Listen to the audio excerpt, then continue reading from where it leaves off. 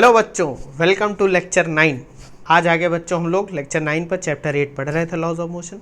Last वाले lecture में हम लोगों ने क्या पढ़ा? Newton's first law of motion. बहुत इंटरेस्टिंग बच्चों वो लेक्चर था, नहीं देखा है तो देख लेना। सब कुछ लाइन से पढ़ाया जा रहा है, इससे ज़्यादा एग्जॉस्टिव बच्चों नहीं पढ़ाया जा सकता। मैं 50 बार बोल चुका हूँ। नोट्स आपको चैप्टर के जो लास्ट वाला लेक्चर होगा उसके एंड में मिल जाएंगे। हर एक चैप्टर जो पहले पढ़ा चुका हूँ उसमें लिंक लगा हुआ है, जाओ नोट्स डाउनलोड कर लो। और इससे ज़्यादा तुमको क्या चाहिए? पढ़ने को मिल रहा है, नोट्स भी फ्री में मिल रहे हैं, और क्या चाहते हो। आज बच्चों इस लेक्चर में हम लोग पढ़ने वाले हैं सेकेंड लॉ ऑफ मोशन। बहुत इंटरेस्टिंग ये इसलिए है क्योंकि पहले वाले में लॉ में भैया न्यूटन जी ने ये तो बता दिया कि एक फोर्स लगेगी एक्सेलरेशन करवाने के लिए, लेकिन वो कितनी होगी ये भी तो बताना है किसी को। ठीक है, तो देखते हैं न्यूटन सेकंड लॉ मोशन। जैसा कि मैंने पहले ही कहा कि ये क्या करती है, ये जो सेकंड लॉ है वो ये बताती है it relates net external force to the acceleration of the body. ये तो बता दिया फर्स्ट लॉ में कि एक्सेलरेशन होगा जब फोर्स लगाई जाएगी, लेकिन वो कितना होगा, तो फोर्स और एक्सेलरेशन को रिलेट करती है। इसको समझने से पहले बच्चों, पहले हम मोमेंटम के कॉन्सेप्ट को समझ लेते हैं। ये टर्म आपको मैंने पहले भी बताया है, ज़्यादा डिस्कस नहीं करा था क्योंकि मुझे पता था यहाँ पर हम लोग आएंगे तो हम लोग डिटेल में डिस्कस करेंगे कि मोमेंटम भाई क्या है। देखो बच्चों, एक गलती कभी मत करना। तुमसे कोई भी बंदा, जैसे तुमसे तुम्हारा नाम पूछता है कोई, तो क्या तुम ये बताने लगते हो कि हाँ भाई मैं यहाँ फलानी जगह का रहने वाला हूँ, मैं बस से आया था? नाम बता दो ना डायरेक्ट। तो जब मैं आपसे मोमेंटम पूछूं तो मास इनटू वेलोसिटी मत बता देना। बात समझे? ये तो आप उसका कैलकुलेशन बता रहे हो कि कैलकुलेट कैसे करते हैं, बेसिकली फॉर्मूला है उसका। होता क्या है उसको समझोगे कैसे कि व्हाट इज मोमेंटम, उसका फिजिकल मीनिंग क्या है। तो मोमेंटम का बच्चों फिजिकल मीनिंग होता है quantity of motion contained in the body. जैसे कितना आसान भाषा में लिखा हुआ है कि मोशन की मात्रा जो है किसी बॉडी में, वही मोमेंट है। आप कह दोगे सर मोशन की मात्रा से क्या मतलब है यहाँ पर? अभी बच्चों जो मैं बताने वाला हूँ वो आपको समझ में आ जाएगा कि मोशन की मात्रा से क्या मतलब है। ठीक है, जितनी किसी बॉडी में कितनी क्वांटिटी है मोशन की, यही डिफाइन करता है मोमेंटम को। ठीक, मैथमेटिकली क्या होती है, अब जो आप लोग डिफिनीशन बोलते हो वो मैं बता रहा हूँ। मैं it is defined as the product of mass and velocity. Velocity vector quantity, तो मैं एक वेक्टर दिखा रहा हूँ, and is denoted as small p vector. Small p से दिखाया जाता है। क्या होता है? Small p is equal to m into v. ठीक है, ये होता है मोमेंटम, मास इंटू वेलोसिटी। और अब एक चीज़ और समझ में आने नहीं चाहिए, हम लोगों ने वेक्टर पढ़ा था।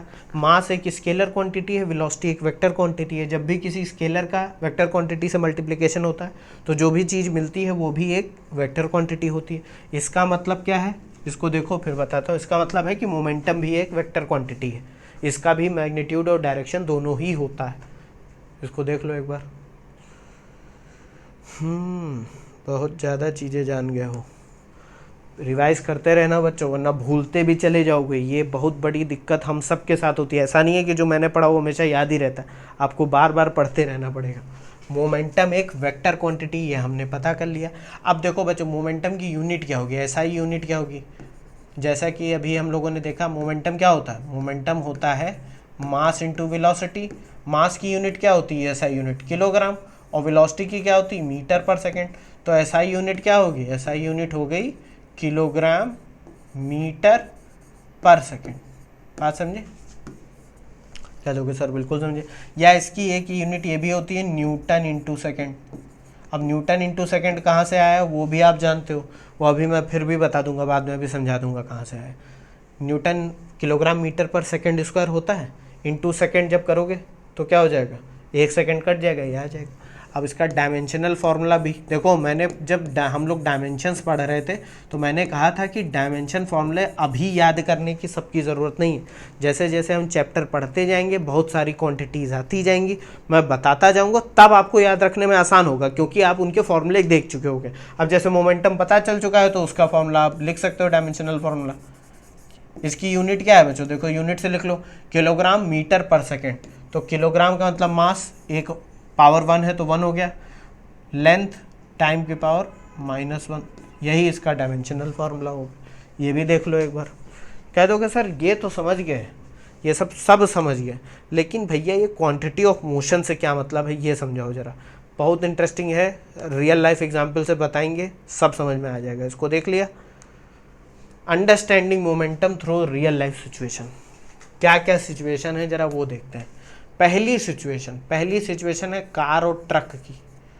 कह दोगे सर ये सब क्या आ गया, पढ़ा रहे थे मोमेंटम, ये कार ट्रक कहाँ से आ गया। बहुत सिंपल, एक कार खड़ी है, ठीक है भैया, एक कार है, ठीक है, और उसी जगह पे एक ट्रक खड़ा हुआ है, ठीक है, एक ट्रक खड़ा हुआ है बड़ा सा, और दोनों ही सरफेस पे रुके हुए हैं, अभी रेस्ट पे है मान लो। मैं कहता हूँ इन दोनों को धक्का लगा के आपको इनको स्पीड देनी है। मैं कहूँ आपको कि इनको 10 सेकंड के अंदर स्पीड इनकी ले जानी है 0 से 10 किलोमीटर पर आवर, ठीक। मतलब जो डेल्टा वी है वो आपका सेम है दोनों केसेस में, डेल्टा वी भी सेम है, और जो टाइम है, टाइम ड्यूरेशन दे दी है स्पीड चेंज करने की, वो भी सेम है, ठीक। दोनों को ही धक्का लगाना है और धक्का आप ही को लगाना है, ठीक है। अब कोई कहेगा सर ये तो ऑब्वियस सी बात है कि कार हल्की है थोड़ी, तो उसको उतने ही स्पीड में लाने में 0 से 10 लाने में उतने ही टाइम में हमें फोर्स कम लगानी पड़ेगी। बात समझो, हमें कम फोर्स लगानी पड़ेगी। ट्रक आपका बहुत बड़ा है, भारी ज़्यादा है, तो अगर हमें डेल्टा वी 10 का चाहिए और टाइम 10 सेकेंड में ही इसका चेंज, मतलब स्पीड चेंज इन स्पीड आपकी कांस्टेंट है और टाइम आपका कांस्टेंट है, मतलब दोनों में सेम है, बेसिकली सेम है। डेल्टा वी कांस्टेंट मत लिखो, वो सही नहीं हो, सेम है, मतलब चेंज इन स्पीड इसमें भी उतनी है, इसमें भी उतनी है, टाइम उसमें भी उतना लगाना। तो आपको ये पता चलेगा कि अगर हम टाइम भी उतना ही दें, स्पीड भी उतनी ही चेंज करें, तो ट्रक को धक्का देना ज़्यादा मुश्किल है कार के कंपैरिजन में। क्यों? क्योंकि ट्रक का जो मास है वो इसके मास से, mass of truck is greater then mass of car. तो कहीं ना कहीं हमें ये पता चला कि किसी ऑब्जेक्ट को मोशन देने के लिए जो फोर्स रिक्वायरमेंट है वो कहीं ना कहीं डिपेंड कर रही है कि उसका मास कितना है। बात समझे। इसका दूसरा केस ले लेते हैं। दूसरा केस क्या है कि ये कांस्टेंट स्पीड से चल रहे हैं, ठीक है, दोनों ही सेम स्पीड से चल रहे हैं, दोनों चलते जा रहे हैं सेम स्पीड से, और इनको मान लो मैं कह दूं कि 10 सेकंड के अंदर रोकना है आपको। टाइम दोनों में सेम है, स्पीड भी दोनों की सेम है, अब रोकना है तो ऑब्वियस सी बात है जो भारी वाला है उस पर ज़्यादा फोर्स लगानी पड़ेगी और उसको रोकने के लिए आपको ज़्यादा ताकत लगानी पड़ेगी। बात समझ गए। तो यहाँ एक चीज़ क्लियर होती है कि जितना ज़्यादा मास होगा उतनी ज़्यादा फोर्स लगानी पड़ेगी in order to move it, यानी उसको मोशन में लाने के लिए फॉर सेम स्पीड और सेम टाइम इंटरवल में। और अगर वो चल रहा है तो उसके मोशन को रोकने के लिए भी आपको ज़्यादा फोर्स लगानी पड़ेगी फॉर ग्रेटर मास। बात समझ गए। कह दोगे सर समझ गए। तो कहीं ना कहीं जो क्वांटिटी ऑफ मोशन इन दोनों में जा रही है, क्वांटिटी ऑफ मोशन से बच्चा बस इतना ही मतलब है कि गति की मात्रा उसमें कितनी जा रही है। अब कहोगे सर है क्या है, एक चीज़ तो पता चल गई कि जितना ज़्यादा मास उतनी ज़्यादा फोर्स उसमें रिक्वायरमेंट है, और अगर वो चल रहा है तो वो उतनी ज़्यादा आराम से चलता जाएगा। अगर ज़्यादा मास है तो उसको रोकना उतना ही मुश्किल है, यानी कि उसके अंदर जो मोशन की क्वांटिटी है कहीं ना कहीं वो ज़्यादा है बच्चों। देखो बात समझो, मैं अगर कह दूं कि मोशन एक क्वांटिटी है तो ट्रक अगर चलता जा रहा था और कार भी चलती जा रही, तो रोकने में किसको ज़्यादा फोर्स लगानी पड़ रही है? ट्रक को। अगर सेम टाइम में रोकना है तो कह दोगे हाँ सर क्यों लगानी पड़ रही, क्योंकि इसके अंदर क्वांटिटी ऑफ मोशन ज़्यादा है। तो कहीं ना कहीं क्वांटिटी ऑफ मोशन किस पे भी डिपेंड करती है? मास पे डिपेंड करती है। क्वांटिटी ऑफ मोशन किस पे डिपेंड कर रही है? मास पर, ठीक है, मास पर डिपेंड कर रही, बिल्कुल डिपेंड कर रही। अब दूसरा एक एग्जाम्पल लेते हैं। दूसरा एग्जाम्पल क्या लेते हैं? दूसरा एग्जाम्पल बच्चों लेते हैं रियल लाइफ सिचुएशन में बुलेट का। बुलेट कौन सी? वो गाड़ी नहीं, बुलेट यानी गन वाली बुलेट। एक आपके पास गन है, ठीक है, आप उससे एक बुलेट फायर करते हो, ठीक। बुलेट जो फायर करते हो उसकी कुछ स्पीड होगी, बहुत ज़्यादा स्पीड होती है भाई बुलेट की, ठीक है। वो आप अगर खड़े हो तो आपके स्किन को भेद के आगे निकल जाती है, आप टपक जाओगे। बात समझ रहे हो कि नहीं? कह दोगे हाँ सर। अब मैं यही अगर बुलेट की स्पीड बहुत धीमी, मान लो ऐसे हाथ से फेंक के मार दूँ, बुलेट वही है, बुलेट वही है, उतनी ही बड़ी है, मतलब मास यहाँ पर क्या है? सेम है। बुलेट क्या है? ये बंदा है, ये क्या कहता है, लो भाई मैं फेंक के मारूंगा तुमको, बुलेट फेंक के मारूंगा, गन से नहीं मारूंगा। तो दोनों ही केस में, इस केस में जो वेलोसिटी है, वेलोसिटी ये वो इस केस से बहुत ज़्यादा होगी, भाई ऑब्वियस सी बात है, गन से फायर करोगे तो बहुत ज़्यादा वेलोसिटी है, तो उसको जाके टकराने में देखो, जब बुलेट टकराएगी तो फाइनली वो रुक जाएगी, रुकेगी कि नहीं। तो जब बुलेट की स्पीड बहुत ज़्यादा है तो उसको रोकने में ज़्यादा फोर्स लग रही है, इसीलिए क्योंकि आपके टिश्यू जो आपकी स्किन इतनी फोर्स दे नहीं पा रहे, इसलिए वो अंदर घुसती चली जा रही। बात समझ रहे हो कि नहीं। जब उसकी स्पीड कम है तो उसको रोकने में फोर्स कम लग रही। तो मास सेम है, मास क्या है, सेम है भाई, बुलेट तो एक ही है, लेकिन हमें देखने को क्या मिल रहा है, फॉर सेम मास जो ज़्यादा वेलोसिटी वाली बुलेट है उसको रोकने में फॉर द सेम टाइम, मान लो टाइम हम कहते हैं कि उसको 2 सेकंड के 1 सेकंड के अंदर रोकना है, इस वाली बुलेट को और इस वाली बुलेट को, मतलब जो गन से फायर हुई और जो हाथ से फेंक के मारी। तो जो गन से फायर हुई वो 1 सेकंड में रोकने के लिए आपको बहुत ज़्यादा फोर्स लगानी पड़ेगी, बात समझे। और जो हाथ से ही फेंका है उसको 1 सेकंड में रोकने के लिए आपको कम फोर्स लगानी पड़ेगी। तो क्या पता चला हमें कि for the same mass more forces या higher force is required to stop a bullet of higher velocity. बात समझ गए कि नहीं। तो यहाँ से एक चीज़ और पता चल रही है कि क्वांटिटी ऑफ मोशन कहीं ना कहीं वेलोसिटी पर भी डिपेंड कर रहा है भाई, डिपेंड कर रहा है कि नहीं। तो पहले वाले केस में हमने क्या पाया कि क्वांटिटी ऑफ मोशन मास पे डिपेंड कर रही है। दूसरे वाले में क्या पाया कि क्वांटिटी ऑफ मोशन, भाई जो ज़्यादा तेज बुलेट चल रही है उसके अंदर मोशन की मात्रा ज़्यादा है, इसलिए ज़्यादा फोर्स लगेगी, ठीक। दूसरे वाले केस में पाया कि क्वांटिटी ऑफ मोशन वेलोसिटी पे डिपेंड कर रही। तो हमने इन दोनों को कंबाइन करके एक कॉमन क्वांटिटी बता दी जिसको बोल दिया मोमेंटम। और मोमेंटम मैंने कह दिया कि वो होता है मास इनटू वेलोसिटी। आप समझे मोमेंटम का प्रैक्टिकल यूज़ क्या है कि भैया किसी भी ऑब्जेक्ट में जो मोशन होता है, क्वांटिटी ऑफ मोशन, वो 2 बातों पे डिपेंड करता है कि उसका मास क्या है, उसकी वेलोसिटी कितनी। अब कोई ट्रक है मान लो, उसका मास बहुत ज़्यादा है लेकिन उसकी वेलोसिटी कम है, ठीक है। अब मैं कंपैरिजन आपको एक करके दिखाता हूँ, मज़ा आ जाएगा। एक ये ट्रक है, इसका मास मान लो है कि 1000 kg, 1 टन का है, ठीक। और वेलोसिटी इसकी 5 है, 5 मीटर पर सेकेंड, ठीक।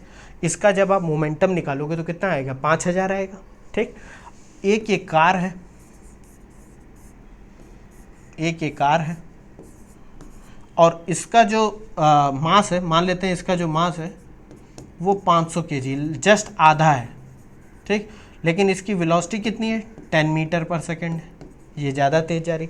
अब अगर आपको मोमेंटम का कॉन्सेप्ट ना पता हो और मैं आपसे कहूँ एक बैरियर डिज़ाइन करो जो इन दोनों को, ये इनके ब्रेक फेल हो गए हैं, ट्रक का भी फेल हो चुका है बैरियर और इस गाड़ी का भी बैरियर फेल हो चुका है। तो जिसको मोमेंटम नहीं पता होगा, मान लो कोई एक तुम नॉर्मल एक मेज़न हो, मिस्त्री हो, जिसको बस दीवार बनाना आता है इनको रोकने के लिए, कहोगे भाई जल्दी दीवार बनाओ, वो आ रही हैं, वो बर्निंग ट्रेन देखिए वो आ रही है, टकराने वाली है। तो आप क्या सोचोगे कि भैया गाड़ी का तो मास कम है, बात समझ लो, गाड़ी का तो मास कम है तो इसके लिए पतली दीवार काम कर जाएगी। ट्रक का मास बहुत ज़्यादा है, इसको रोकने के लिए मोटी दीवार बनानी पड़ेगी।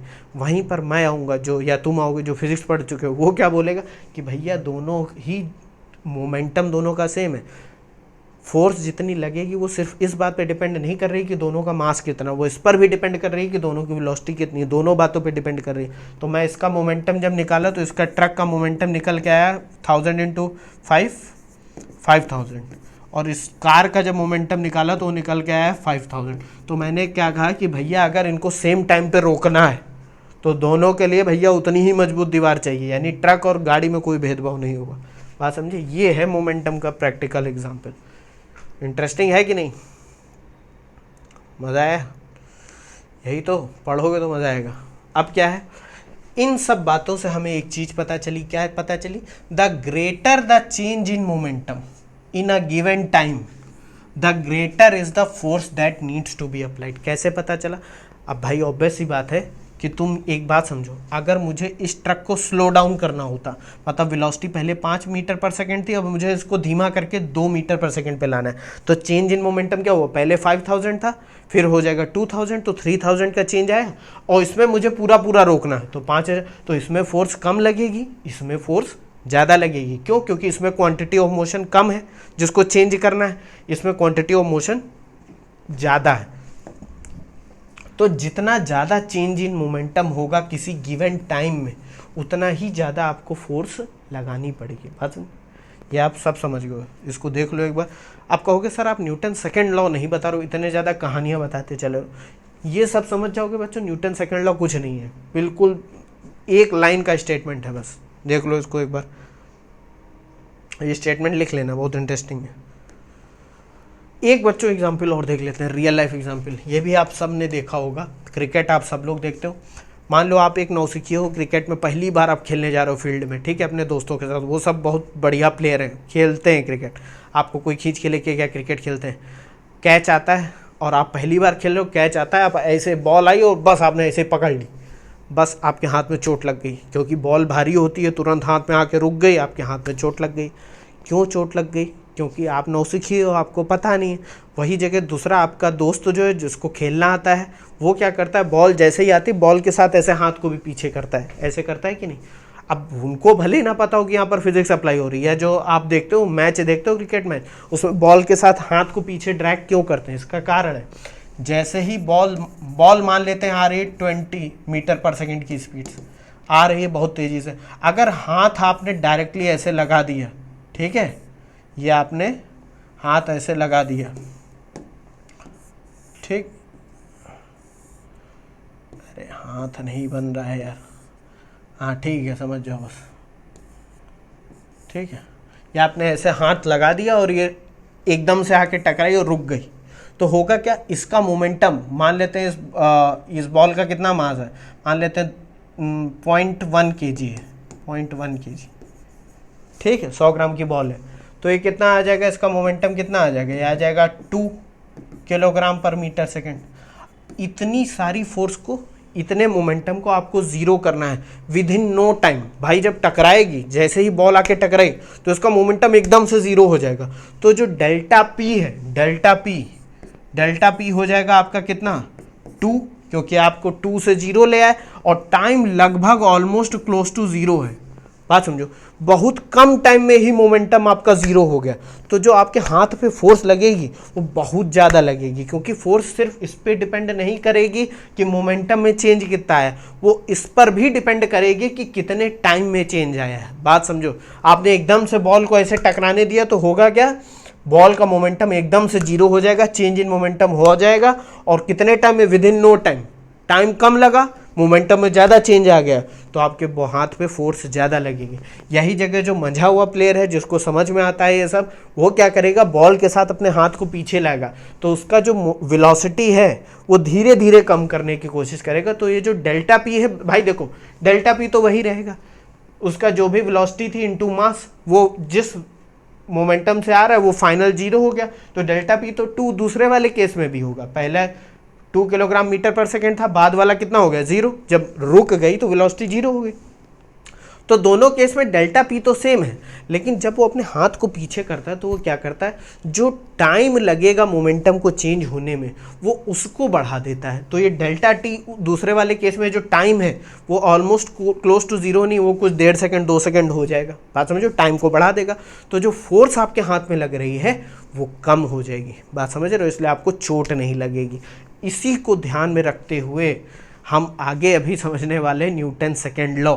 अब आप अगर समझ गए हो ये चीज़ें तो मैं आगे बढ़ता हूँ, ठीक है। यहाँ पर मैं लिख दूंगा large force in short duration, ठीक है। ये कब होता है, व्हेन आ नोवाइस, मतलब एक नौसिखिया कैचेस अ बॉल। बात समझे, वो बस ऐसे पकड़ लेगा, हाथ वाथ पीछे नहीं लाएगा। देख लो इसको, तो यहाँ से एक बहुत अच्छा निष्कर्ष निकल के आता है। क्या निकल के आता है, force not only depends upon the change in momentum but also on how fast the change is brought about. सिर्फ इस बात पे फोर्स नहीं डिपेंड करती कि चेंज इन मोमेंटम कितना है, डेल्टा पी कितना है, इस पर भी डिपेंड करती है कि वो कितने टाइम में चेंज लाया गया। जैसे बॉल वाला एग्जांपल देखा, जब उसने तुरंत रोक दी तो वो चेंज बहुत जल्दी हो गया, इसलिए ज़्यादा फोर्स लग गई। उसने जैसे ही हाथ को साथ में पीछे खींचा, डेल्टा पी उतना ही था, लेकिन टाइम ज़्यादा बढ़ा दिया तो फोर्स कम लग गई। आसन, ये जितने बच्चों हम लोगों ने एग्जाम्पल देखे हैं वो सब मिलके न्यूटन सेकेंड लॉ की नींव रखते हैं। तो यहाँ पर क्या लिखा है, the above qualitative observations lead to Newton second law of motion. Newton का सेकंड लॉ समझने में आपको बिल्कुल टाइम नहीं लगेगा, तुरंत समझ में आ जाएगा। इसको देख लो पहले, फिर मैं समझाता हूँ न्यूटन का सेकंड लॉ।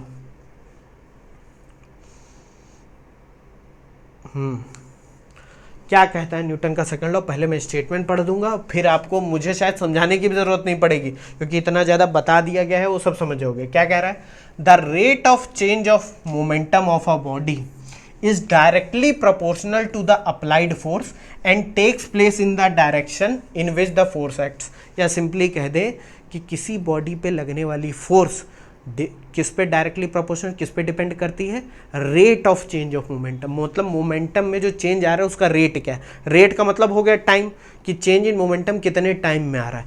तो यहाँ पर अगर मैं न्यूटन सेकंड लॉ को लिखूँ तो मैं ऐसे लिखूंगा, एफ वेक्टर लगाऊंगा क्योंकि फोर्स एक वेक्टर क्वांटिटी, डायरेक्टली प्रोपोर्शनल का साइन ऐसे होता है। इसका मतलब होता है कि कोई भी क्वांटिटी जो लेफ्ट साइड में है वो राइट साइड वाली क्वांटिटी पर डिपेंड कर रही है। बात समझे, कैसे डिपेंड कर रही है वो अभी नहीं पता, बस वो डायरेक्टली डिपेंड कर रही है, यानी कि अगर राइट साइड वाली क्वांटिटी बढ़ेगी तो ये भी बढ़ जाएगी।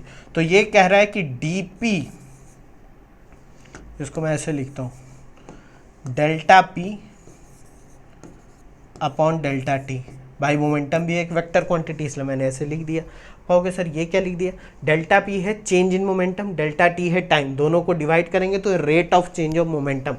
अब आपको जितने भी एग्जाम्पल दिए आप सब समझ जाओगे कि भैया अगर डेल्टा पी मान लो उतना ही है, मान लो 2 kg मीटर पर सेकेंड का, अगर हम टाइम को कम कर देंगे यानी शॉर्ट ड्यूरेशन, जब डिनोमिनेटर घटेगा तो ये पूरी क्वांटिटी क्या हो जाएगी, बढ़ जाएगी। तो यानी कि फोर्स जो हाथ पे लगेगी, जैसे बॉल वाला एग्जाम्पल था कि डेल्टा पी तो दोनों ही केसेस में सेम है भाई, मोमेंटम जीरो तो दोनों केसेस में हो रहा है, 2 से 0 हुआ जा रहा है, लेकिन जो टाइम है पहले वाले केस में जब हम डायरेक्टली बॉल को कैच करे ले रहे हैं वो कम है, इसलिए हाथ पे फोर्स ज़्यादा लग रही है। जब ये कम होगा तो ये पूरी वैल्यू बढ़ जाएगी। बात समझ रहे हो कि नहीं। अब बात आती है जब हम ये कांस्टेंट को हटाते, ये प्रोपोर्शनैलिटी को हटाते हैं तो एक बच्चों कांस्टेंट आ जाता है जिसको हम बोलते हैं के। ठीक है, ये कोई कांस्टेंट है। अब कहोगे सर प्रोपोर्शनैलिटी को हटाने पे, यानी इस साइन को हटाने पे कोई एक कांस्टेंट के कुछ भी हो सकता है, कोई भी वैल्यू हो सकती है, नंबर हो सकता है। कहोगे सर ये आ क्यों जाता है, इसका भी मैं बता देता हूँ। इसलिए आता है बच्चों, अगर आप मैथ बैकग्राउंड को नहीं हो तो मैं सिंपली बता देता हूँ कि यहाँ ये साइन ये तो बता रहा है कि इस क्वांटिटी के बढ़ने पर ये बढ़ेगा, बात समझो, लेकिन ये नहीं बता रहा कितना बढ़ेगा। अगर यहाँ x होता यहाँ y होता तो मान लो x को 1 यूनिट से बढ़ाते तो y बढ़ता, लेकिन ये नहीं पता चल रहा कितना बढ़ता। बस इस साइन का इतना मतलब है। तो जब हम इसको हटाते हैं तो एक कांस्टेंट लगा देते हैं, ये कांस्टेंट ये एग्जैक्टली बता देता है कि कितना बढ़ेगा। मान लो ये होता f y is equal to 2x, k की वैल्यू 2 होती, तो जब हम x को 1 से बढ़ाते तो y कितना बढ़ता, 2 टाइम्स बढ़ता। बस यहाँ पर यही मतलब होता है। k आपका क्या है, कांस्टेंट ऑफ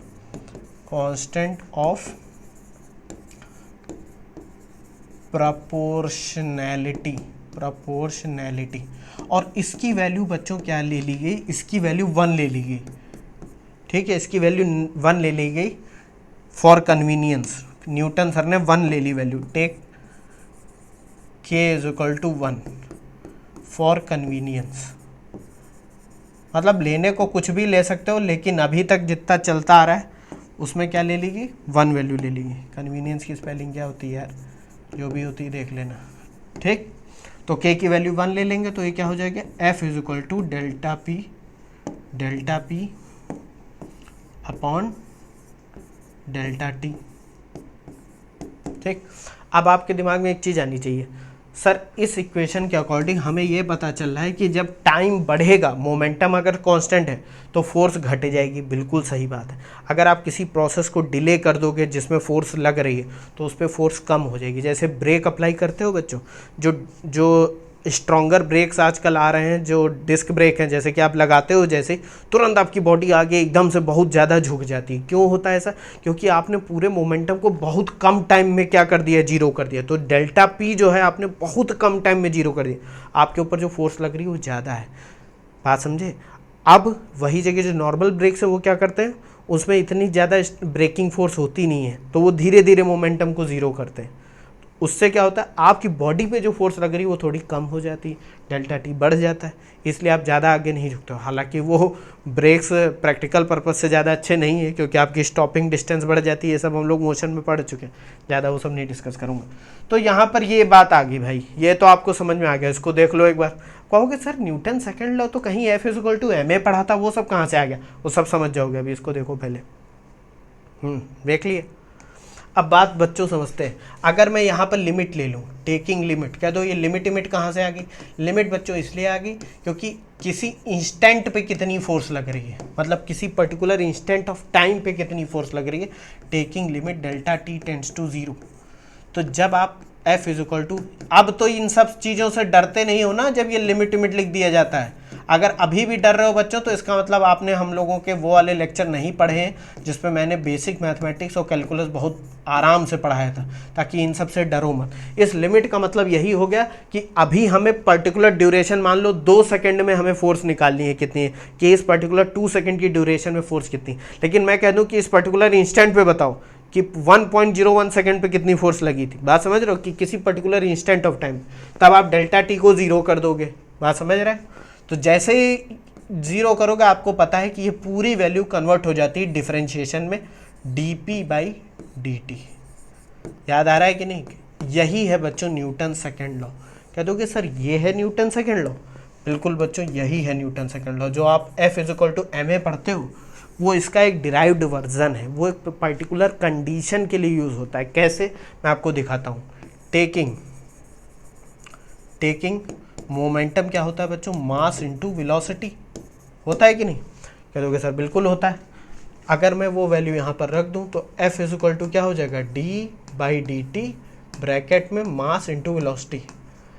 अब अगर मैं मास को कांस्टेंट ले लूँ, for m is equal to constant, मतलब अगर जो भी बॉडी आप स्टडी कर रहे हो या ऑब्जेक्ट स्टडी कर रहे हो उसका मास कांस्टेंट है। अब कोई बच्चा खड़ा होकर बोलेगा, खड़ा कहाँ से होकर बोलेगा यार, तुम लोग ऑनलाइन क्लासेस में हो, वो ये बोलेगा कि सर मास तो कांस्टेंट हर एक ऑब्जेक्ट का रहेगा। बच्चों ऐसी सिचुएशंस भी होती हैं, जैसे रॉकेट का मोशन ही देख लो, जिसमें मास कांस्टेंट नहीं होता है, क्योंकि रॉकेट जब ऊपर जा रहा होता है उसके अंदर से हजारों लाखों लीटर्स ऑफ फ्यूल जल के नीचे गिर रहा होता है। बात समझे, तो उसका मास तो घटता चला जाता है, तो उस केस में मास कांस्टेंट नहीं ले सकते हो। अभी के केस में जनरल जो आप लोग डील करते हो सिचुएशंस, उसमें मास अगर कांस्टेंट है तो किसी भी कांस्टेंट के डिफरेंशिएशन में m बाहर आ जाएगा, बचेगा क्या अंदर, d/dt ऑफ v। और हमें पता है, क्या पता है कि rate of change of velocity क्या होता है, एक्सेलरेशन। तो F इज इक्वल टू क्या आ गया, ma। ये आप लोग पढ़ते आ रहे हो, F is equal to ma। Vector इसलिए लगा दिया क्योंकि a भी एक वेक्टर क्वांटिटी है। तो actual second law of motion क्या है, ये है dp/dt। ठीक, जब डिराइव करते हो फॉर कांस्टेंट मास तो F is equal to ma आ जाता है। ये आपने देख रखा है। अब हमें समझ में आ गया, ये जो स्टेटमेंट लिखा हुआ था, rate of change of momentum of a body is directly proportional to the applied force and takes place in the direction in which the force acts. भाई जाहिर सी बात है कि जिस डायरेक्शन में फोर्स लगाओगे उसी डायरेक्शन में मोमेंटम चेंज होगा, क्योंकि ये एक डायरेक्शनल लॉ।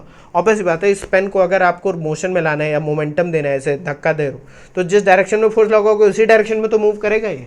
बात समझ गए कि नहीं। यहाँ पर भी आप देख सकते हो कि भैया एक्सेलरेशन की डायरेक्शन क्या होगी, वही डायरेक्शन होगी जो फोर्स की डायरेक्शन है। इसको देख लो एक बार, शुरुआत से देख लो, देख लिया।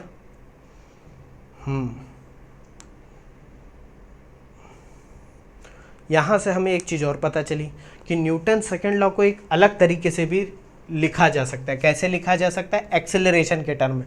Acceleration of a body is equal to the net external force acting on the body divided by its mass and its direction is the direction of net force. भाई जाहिर सी बात है, ये जो अभी एक्सप्रेशन आया था, अगर मैं उसमें एक्सेलरेशन निकालूं तो क्या होगा, F/m।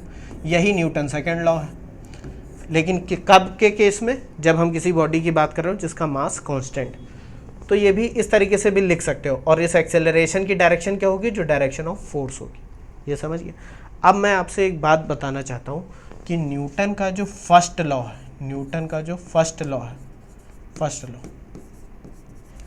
वो क्वालिटेटिव है। आप कहोगे सर ये क्या बता रहे हो, क्वालिटेटिव का बच्चों मतलब है कि वो जो भी चीज़ें बता रहा है उसमें आप कोई कैलकुलेशन नहीं कर सकते। क्वालिटेटिव मतलब वो फोर्स की डिफिनीशन देता है आपको कि जो भी चीज़ एक्सेलरेशन लाएगी उसे हम क्या बोलेंगे, फोर्स। फोर्स की डिफिनीशन देता है, लेकिन ये नहीं बताता कि वो फोर्स होगी कितनी। और न्यूटन का जो सेकेंड लॉ है, न्यूटन का सेकेंड लॉ, वो क्वांटिटेटिव है। क्वांटिटेटिव का बच्चों मतलब हो रहा है कि आप क्वांटिटी को निकाल सकते हो। क्वांटिटेटिव, क्वांटिटेटिव का मतलब आप फोर्स कैलकुलेट कर सकते हो, कैलकुलेट, बात समझे। और यहाँ पर क्या कर सकते हो, डिफाइन फोर्स। तो न्यूटन का अगर आपसे कोई पूछे कि न्यूटन का फर्स्ट लॉ क्या है, तो कह दो वो क्वालिटेटिव डिफिनीशन ऑफ फोर्स है, यानी कि यहाँ पर फोर्स को डिफाइन करा जाता है कि कोई भी एक्सटर्नल एजेंसी जो एक्सेलरेशन लाएगी वो फोर्स होगी। न्यूटन सेकेंड लॉ में क्या करता है, हम उस फोर्स को कैलकुलेट करते हैं, तो ये क्वांटिटेटिव स्टेटमेंट। इतना समझ गए, कह दोगे सर बिल्कुल समझ गए। अब F is equal to ma से अगर मैं कहूँ कि इसकी यूनिट बताऊँ, तो SI यूनिट फोर्स की क्या होती है, देखो मास की क्या होती है, किलोग्राम, ये सब मैं बता चुका हूँ। और एक्सेलरेशन की क्या होती है, मीटर पर सेकेंड स्क्वायर। इसी यूनिट को बच्चों हम लोग बोल देते हैं, मान लो 1 kg मीटर पर सेकेंड स्क्वायर, इसको न्यूटन बोल देते हैं, 1N। याद आ रहा है कि नहीं, कह दोगे सर ये सब आप बता चुके हो। 1 newton equal to 1 kilogram metre पर सेकेंड स्क्वायर। अब ये जो न्यूटन का सेकेंड लॉ है, ये डेफिनीशन देता है 1 न्यूटन की। कैसे देता है, अगर मैं यहाँ पर मास 1 kg ले लूँ और एक्सेलरेशन 1 मीटर पर सेकेंड स्क्वायर ले लूँ, तो ये F कितनी आ जाएगी, 1 न्यूटन। तो यहाँ पर डेफिनीशन लिखी हुई है, 1 newton is the force that causes an acceleration of 1 metre पर second square to a mass of 1 kg। बहुत सिंपल है भाई, 1 kg के मास में अगर 1 मीटर पर सेकेंड स्क्वायर का एक्सेलरेशन होगा, तो जो उस पर फोर्स लग रही होगी वो 1 न्यूटन होगी। यही लिखा हुआ है यहाँ पर, इसको भी देख लो एक बार। अब कुछ इंपॉर्टेंट पॉइंट्स है बच्चों, वो देख लेते हैं जल्दी से। न्यूटन सेकेंड लॉ को लेकर क्या है, पहला पॉइंट ये कहता है, क्या कहता है कि अगर एक्सेलरेशन 0 है तो F is equal to ma के हिसाब से फोर्स भी 0 आ जाएगा कि नहीं। तो इसका मतलब Newton second law Newton first law से पैरेलल वही चीज़ बता रहा है जो न्यूटन फर्स्ट लॉ बताता है, यानी कि न्यूटन सेकेंड लॉ बिल्कुल सही है। कैसे, देखो जब एक्सेलरेशन 0 करा तो F is equal to ma से F भी तो 0 आ जाएगा। इसका मतलब न्यूटन, पहला पॉइंट क्या है, Newton second law is in consistency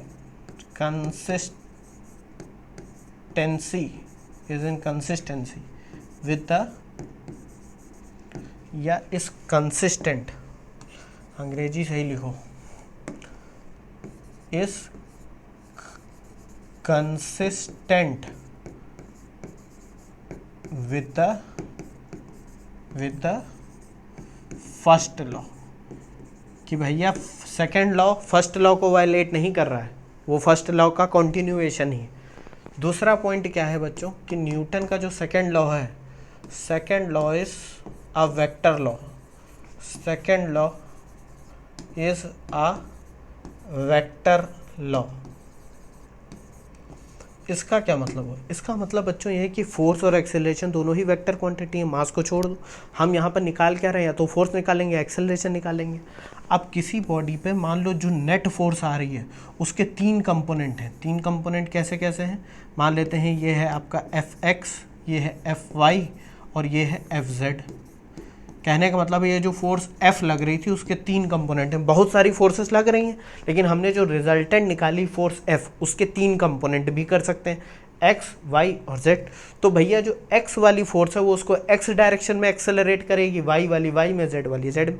कहोगे सर ऐसा कैसे हो सकता है, एक ही ऑब्जेक्ट का 3 डायरेक्शन में एक्सेलरेशन। बच्चों 3 में नहीं हो रहा है, एक्सेलरेशन उसका F के डायरेक्शन में ही हो रहा है, लेकिन उसको 3 कंपोनेंट में तोड़ सकते हो कि नहीं, AX, AY, AZ। तो ये वेक्टर लॉ कहती है कि जो पर्टिकुलर डायरेक्शन में जो कंपोनेंट है फोर्स का, वो उतना ही एक्सेलरेशन कराएगा जितनी वो फोर्स, भाई Fy उतना ही तो x डायरेक्शन में एक्सेलरेशन कराएगी जितनी वो खुद है। तो यहाँ से हम ये कह सकते हैं Fx क्या होगा, Fx होगा मास इंटू AX, या इसको ये भी लिख सकते हैं m छोड़ो, इसको लिख सकते हैं d P x upon D T लिख सकते हैं कि नहीं। यहाँ वेक्टर मत लगा देना क्योंकि एक्स ऑलरेडी लिख दिया एक्स डायरेक्शन में। कहने का मतलब यह है कि जब आप फोर्स को तोड़ोगे कंपोनेंट में तो ये जो आपका स्टेटमेंट है ये भी 3 कंपोनेंट में टूट जाएगा। F X is equal to mass into X या D upon D T of P X या rate of change of momentum in X direction. उसी तरीके से एफ वाई क्या होगा, M A Y is equal to D P Y upon D T हो जाएगा कि नहीं। उसी तरह से एफ जेड क्या हो जाएगा, एम ए जेड या D P Z upon D T. देखोगे सर बिल्कुल हो जाएगा, बात समझ रहे हो। अभी इस स्टेटमेंट को आपको देख के लग रहा होगा कि सर ये सब क्या बता रहे हो, क्यों इसका यूज़ है। जब हम न्यूमेरिकल लगाएंगे बच्चों तो कभी कभी ऐसा होता है कि आपको एक से ज़्यादा डायरेक्शन में न्यूटन सेकेंड लॉ लगाना पड़ सकता है। तो जिस डायरेक्शन में आप न्यूटन सेकेंड लॉ लगा रहे हो उसकी फोर्स और उसी के एक्सेलरेशन या उसी के मोमेंटम को कंसिडर करना है, बाकियों से मतलब नहीं होना चाहिए। ठीक है, तो इसको देख लो एक बार। एक ये तीसरा पॉइंट क्या है, ये भी बहुत इंपॉर्टेंट पॉइंट है कि second law is valid for a single point particle and for a rigid body और सिस्टम ऑफ पार्टिकल। कहने का मतलब है कि किसी पॉइंट पे F is equal to m a लगाओ या किसी रिजिड बॉडी पे लगाओ या एक ऐसी बॉडी पे जिसमें बहुत सारे पार्टिकल्स हैं। ठीक है, system of particles. Particle in the sense कोई, देखो नेचर में जितनी भी ऑब्जेक्ट हैं, जैसे मैं हूँ आप हो, उसमें ऐसा तो है नहीं कि हम सिंगल पार्टिकल के बने हुए हैं, इनफाइनाइट नंबर ऑफ पार्टिकल्स हैं। उन सब पे न्यूटन लॉ कंबाइंड करके भी लगा सकते हो या किसी पॉइंट पे भी, वो जिस तरीके की सिचुएशन होगी। जैसे मैं आपको एग्जाम्पल देता हूँ और इसमें कह रहा है, in case of system of particles F जो फोर्स है, F force refers to the total external force on the system and A यानी acceleration refers to the acceleration of a system as a whole. यानी कि कहने का मतलब है अगर कोई पार्टिकल अगर कोई सिस्टम है जिसमें बहुत सारे पार्टिकल हैं इस तरीके से, तो उस पर जो फोर्स लगेगी जिसको आप कैलकुलेट करोगे, बाहर से जो फोर्सेस लग रही हैं, हो सकता है अलग अलग पार्टिकल पे अलग अलग फोर्सेस लग रही हों, लेकिन इन सब को जोड़ने पर एक कंबाइंड फोर्स मिलेगी जो इस पूरे सिस्टम की फोर्स को दिखाएगी। बात समझो, इसका अभी ज़्यादा दिमाग लगाने की ज़रूरत नहीं है क्योंकि हम लोग पढ़ रहे हैं रिजिड बॉडीज़ या पॉइंट के बारे में, पार्टिकल के बारे में। जब हम लोग सिस्टम ऑफ पार्टिकल्स पढ़ेंगे, सेंटर ऑफ मास और ये सब, तब हम ज़्यादा जानेंगे। बस मैं आपको समझाने के लिए बता रहा हूँ कि अगर किसी सिस्टम में बहुत सारे पार्टिकल हैं, ठीक है, जो रियल लाइफ में होता ही होता है, तो उनमें हो सकता है अलग अलग पार्टिकल पे अलग अलग फोर्स बाहर से लग रही हो, तो उन सब को कंबाइंड करने पे जो फोर्स आएगी उसको हम सिस्टम की फोर्स भर लेंगे। और जो एक्सेलरेशन होगा पूरे सिस्टम का, हो सकता है अलग अलग पार्टिकल का अलग अलग हो रहा हो फोर्सेस, लेकिन जो कंबाइंड करने पे एक्सेलरेशन आएगा उसको हम सिस्टम का एक्सेलरेशन बोलेंगे। तो इस केस में जब आप F is equal to m a लगाओगे तो किसी पर्टिकुलर पार्टिकल के लिए नहीं होगा, वो पूरे सिस्टम के लिए होगा।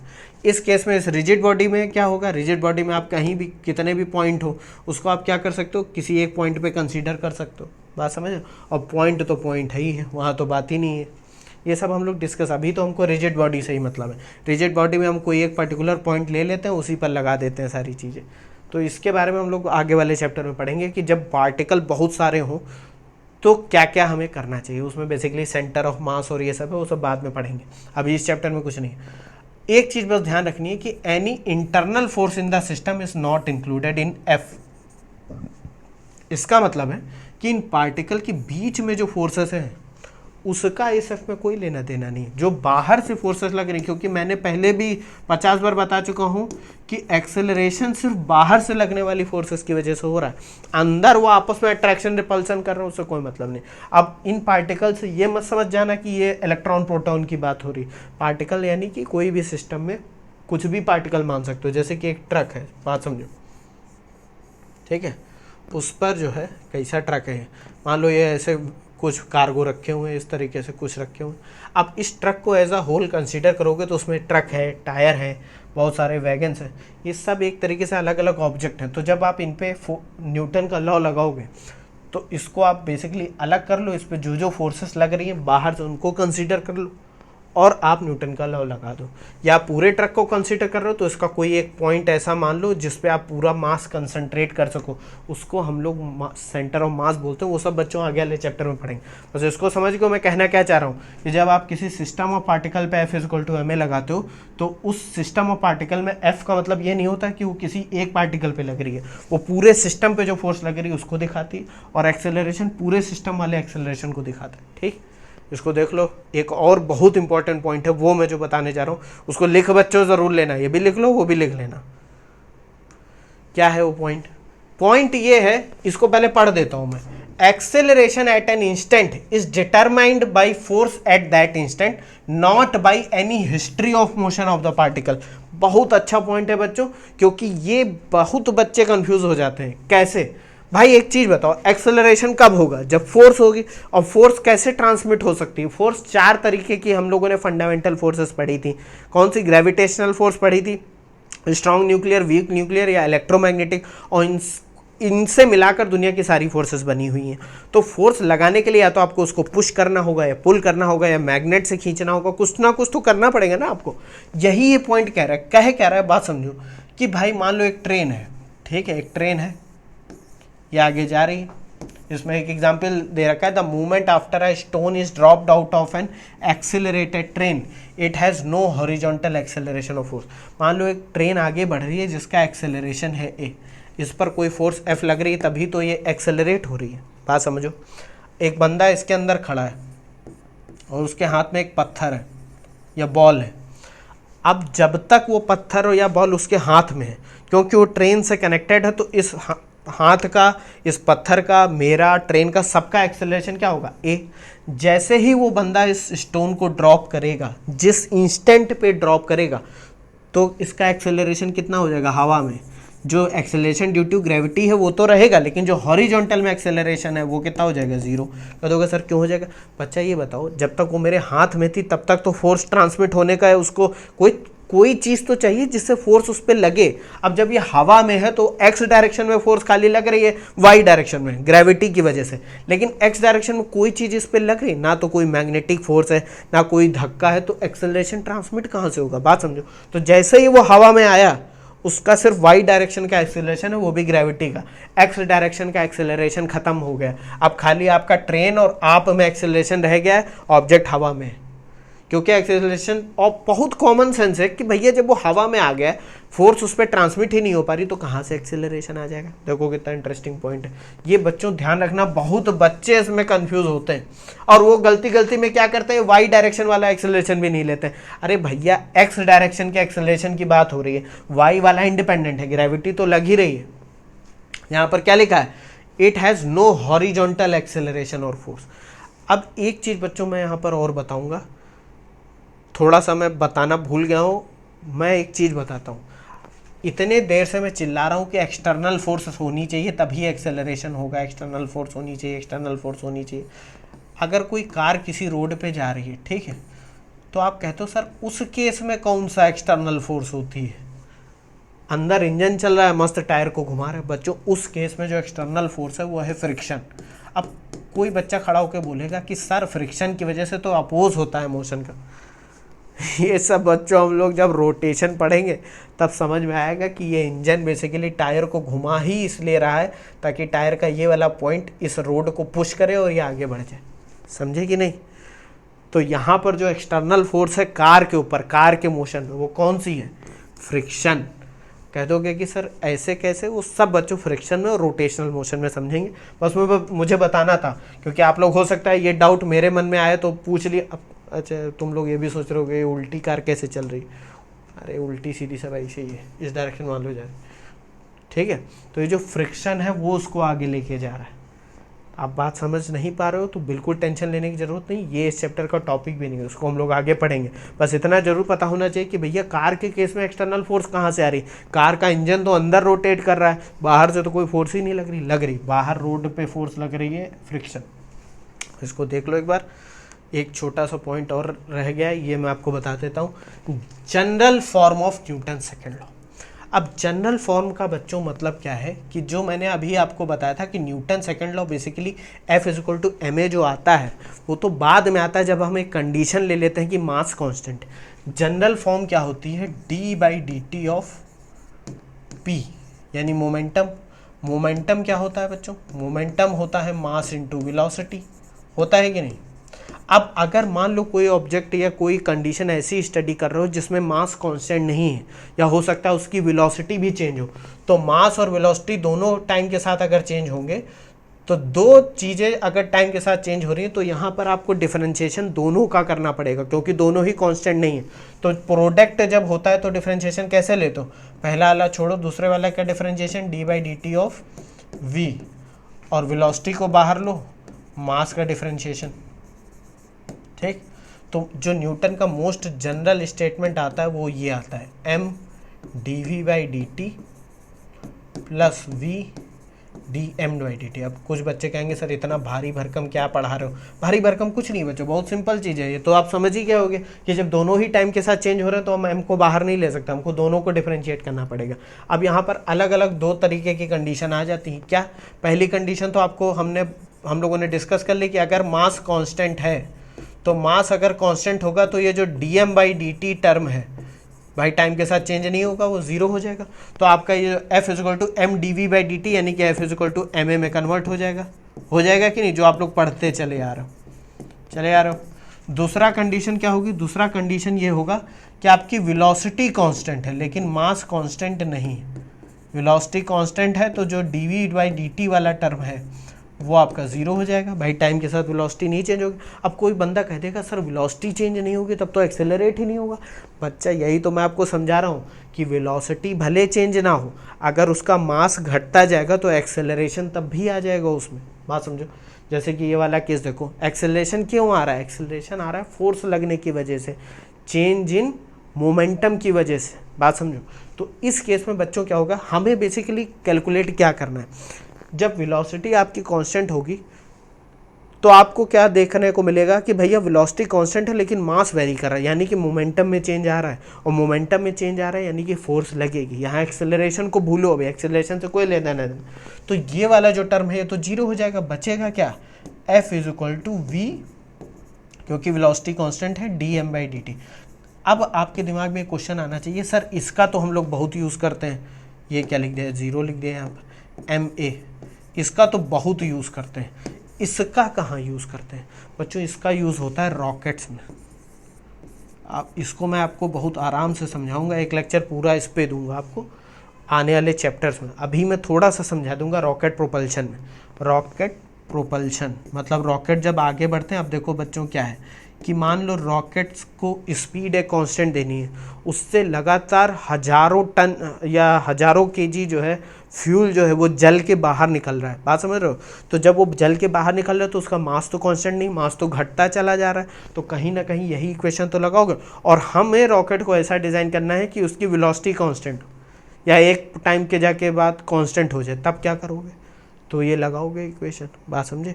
या ऐसी कंडीशन हो कि वेलोसिटी भी चेंज हो रही हो, मास भी चेंज हो रहा है, भाई फ्यूल निकल रहा है तो वेलोसिटी भी चेंज हो सकती है, मास भी, तब ये वाली कंडीशन लगा दोगे। तो रॉकेट प्रोपल्शन में यूज़ होता है, कन्वेयर बेल्ट में यूज़ होता है। आप कहोगे सर ये सब क्या है, अगर आप लोग कभी एयरपोर्ट पे गए हो या नहीं भी गए हो तो कन्वेयर आपने देखे होगे, बेसिकली जो आटा चक्की होती है, आप लोगों, अब तो नहीं जाते हैं लोग वहाँ पर, जो बेल्ट होती है ऐसे ही टाइप की कन्वेयर है, मान लो ऐसे। अब आप एयरपोर्ट्स पे जाओ तो देखो क्या होता है, बेल्ट ऐसे चलती रहती है, उस पर लोग अपने बैग ला देते रहते हैं, ऐसे रख देते हैं, उठाते भी रहते हैं। तो बेल्ट की वेलोसिटी कांस्टेंट रहती है लेकिन उस पर जो मास है वो चेंज होता रहता है, तब भी ये वाली इक्वेशन लगा दोगे, क्योंकि फोर्स निकालनी है, फोर्स है चेंज इन मोमेंटम। यहाँ सिर्फ मास और वेलोसिटी की बात नहीं करी जा रही, दोनों की बात करी जा रही। ये बच्चों बहुत इंपॉर्टेंट पॉइंट मैंने बताया है, हालांकि आपके लेवल पे इस पे ज़्यादा क्वेश्चन भी नहीं आते हैं, रॉकेट प्रोपल्शन पे एक दो क्वेश्चन शायद आ जाए, वो मैं बता दूंगा आपको, उसको देख लो एक बार। मैं बताना ये चाह रहा था कि इस वाले केस में मोमेंटम को भूलो, जो फोर्स लग रही है वो, एक्सेलरेशन को भूलो, जो फोर्स लग रही है वो चेंज इन मास की वजह से लग रही है, बात समझे, देख लिया। इंटरेस्टिंग था, मज़ा आया। हम लोगों ने न्यूटन सेकंड लॉ भी पढ़ ली, तो सर बड़ी जल्दी जल्दी ख़त्म हो रहा है। जल्दी बच्चों ख़त्म होने वाली बात है, क्योंकि हम लोगों ने देखो हम लोग कैसे पढ़ाई कर रहे हैं, हम लोग क्या कर रहे हैं, पहले वो चीज़ें समझते हैं जिनकी वजह से आई हैं। न्यूटन सेकंड लॉ आया क्यों या सोचा कैसे गया, तो हम लोग जब उतना समझ लेते हैं तो बाद में कोई दिक्कत होती नहीं है। अब जैसे हम लोगों ने मोमेंटम समझ लिया, चेंज इन मोमेंटम समझ लिया, तो न्यूटन सेकंड लॉ तो बस एक लाइन है, वो तो समझ में आ ही जाएगी आपको। बहुत कुछ पढ़ लिया बच्चों, थैंक यू, मिलता हूँ आपसे नेक्स्ट वीडियो में।